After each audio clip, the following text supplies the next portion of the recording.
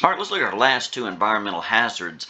And of these last two, the first one looks like it could be an adventure all on its own. So with these two, we got mimic colonies and then primal fruit. And if you just look at this picture right here, they tell you that sometimes these mimics will get together in big groups and they can actually collectively make larger things. Like you can see the little potted plants and the teapot, the cup, everything here is a mimic. But look up above, you can see that this house that they're in is actually one comprised of many smaller ones. I don't think I'd ever heard about mimics collectively making large structures, maybe even entire small towns. So this is an interesting idea right here. But if we look at what we have with these, they start with the mimic colonies. Mimics imitate terrain. Look at that. Not just dungeon parts like chests, doors, things like we usually see, but they talk about even terrain. Dressing hunt for food. Rare specimens develop a deeper understanding of the world and can communicate with other creatures. In extremely rare cases, groups of these creatures band together, creating colonies. These bonded mimics cooperate to create larger objects than any lone mimic could approximate. A mimic colony can work together to form buildings. How about this? Bridges, crystal formations, a cliff face, statues, and nearly anything it desires. Entire villages appearing out of nowhere might be composed of mimics. So what an interesting idea that is. Mimic communication. Members of the colony develop telepathy and the ability to speak. While within 10 miles of the colony, any mimic can communicate telepathically with other creatures within 120 feet of it and can speak common and undercommon fluently or two other languages of the DM's choice. If they were specifically in an area that was mostly elves or dwarves or humans or whatever, I'd adjust the languages as needed. The colony's offspring gain these abilities innately and can use them even away from the colony, as shown in the juvenile mimic stat blocks. You can see right over here they're giving you a stat block for a juvenile mimic right here. They mention things that you'd expect like false appearance, spider climb, and so on down the line. Confronting a colony. A mimic colony's primary goal is survival. So that's their goal right there. If threatened by force the mimics can't overcome, they're willing to bargain. Mimic colonies have learned that adventurers that can't be defeated can be bought off with information about nearby creatures or locations, like hidden treasure, which the colony obtained from prior food, or even one of their own young. So how about that right there? Have the party given a tiny little young mimic right there, and it become like a little familiar almost, or a second part of the party right there, an additional little member. It's an interesting little addition. If the colony's survival is threatened and it thinks it has a chance of surviving a fight, it can leverage its combined might using special lair actions. On initiative count 20, losing all ties, the mimic colony takes a lair action, causing one of the following effects. It can't use the same effect 2 rounds in a row. The mimic colony chooses up to 3 creatures within 300 feet of it. Each target must succeed on a DC 15 strength saving throw or have its speed reduced to 0 until initiative count 20 on the following round, as pieces of the environment grasp the target. If a target fails to save by 5 or more, it's restrained instead for that duration. So these are interesting additional effects you would never really expect with mimics. These are almost like creatures like dragons or beholders having special effects in their lair, something such as this. The mimic colony uses the help action, aiding a creature of its choice within 300 feet of it. Next, the mimic colony chooses up to 3 creatures within 300 feet of it. Each target must succeed on a DC 15 Dex saving throw or take 3d8 acid damage as orifices appear on surfaces in the environment and launch caustic spittle. Imagine how surprised a party would be if this just suddenly started all around them. And then lastly, the mimic colony chooses a cube of non-magical inanimate material in physical contact with it.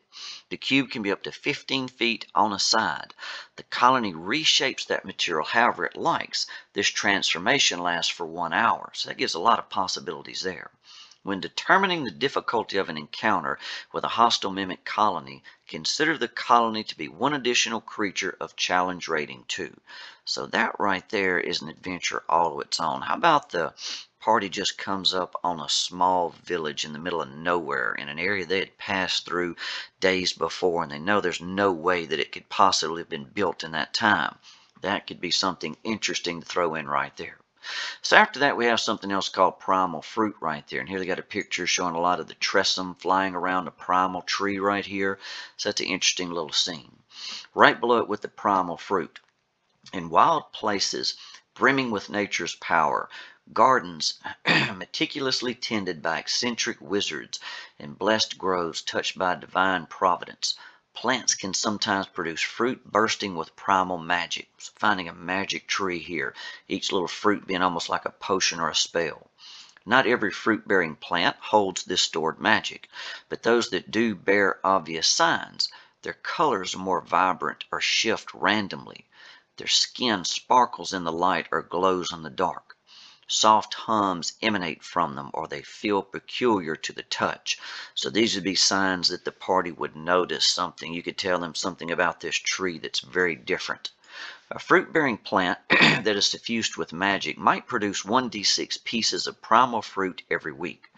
Primal fruit remains potent for 1 week, after which it loses its magical properties but remains edible. As an action, a creature can eat a piece of primal fruit to gain its effects. This fruit can be squeezed into juice or cooked into a dish and retain its magic.